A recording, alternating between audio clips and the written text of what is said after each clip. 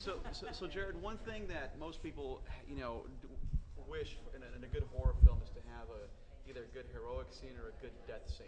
Yeah. Right? You read the script. I don't want you to reveal which you get, but were you pretty happy with it? I was extremely happy with it. I mean, I wanted to be a part of the movie even before I really watched the movie because I was a fan of the director's work and of the production company's work, and I was like, man, like judging by their past, this is bound to be good. And I like Friday the 13th. And then I read the script and read the character, and I was like, dude, I get to do some rocking stuff. And just to talk about the heroic part, I get to fight Jason. I mean, I get to stand there with Jason Voorhees, and they get to go, action, and then I'm like, all right, let's go. And there were parts where I'd kind of sit there. And for the most part, when you're working, you have your lines, and you have your marks, and you're like, okay, you're in their lights. You're like, all right, I have to get on my light. But every now and again, we do a shot where Jason and I are about to face off, and so we're kind of like warming up and getting pumped up, and they're spraying stuff with water and dirt and blood. And you kind of sit there, and you're like, this is way cool. Like, I can't wait to watch this, And there were a few parts they had playback. And for those who don't know what playback is, basically means you can shoot something and then go run out behind camera and watch what you just shot. And so there are a few shots that they wanted to make sure we did something the right way, so they'd show us the playback of the take earlier. And I was always like, oh, that's so cool. So you get amped up again. And it's like 2 in the morning, 3 in the morning, and you're tired and wet, and then you see a little bit, and you're like, dude, I'm not even tired anymore. I want to go back in there and shoot all day long. So really rocking. What's been one of your favorite Friday the 13th kills?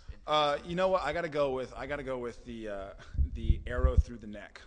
Yeah, from the first Friday the 13th. I think that was the goofy one we all kind of knew was coming. I want to go back and watch it now, and knowing what I know about sort of the filming process and the makeup process, see if I can see how cheesy or corny it is. But that'd have to be my favorite.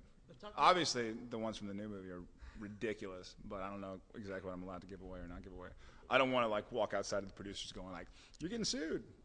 So. Talking about the producers, Brad and Drew are very hands-on.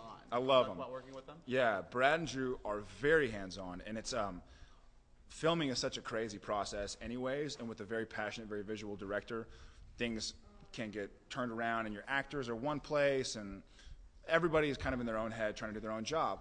And so to have Drew and Brad there, who really know what they're doing and are very aware of what's going on, and make sure to pick up all loose angles and make sure to grab everything, was really, really comforting. And I will work with those guys anytime. It's so nice to work with them. You got countless of fans waiting for you downstairs. And they have a really good bullshit meter. If that makes any sense. Like a lot of times you'll shoot something and no one has the guts to say like, dude, you're bullshitting. Or that's when I'm watching you in a movie and I go, bullshit. I probably just said bullshit a lot. So anyways, they could, between a take, they were like, BS, You're like, all right, I'll do it better. So you go do it better. Good deal. Have fun downstairs. Thanks, man. Thank you. Thanks, guys.